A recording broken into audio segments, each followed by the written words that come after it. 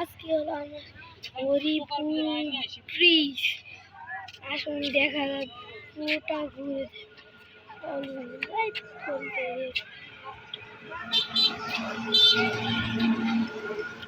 এই দেখেন হরিপুর ব্রিজ।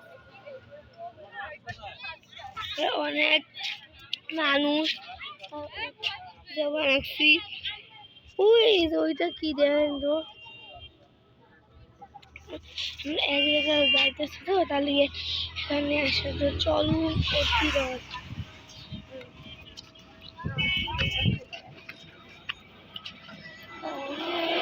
মানুষ এখানে, অনেক অনেক মানুষ এখানে।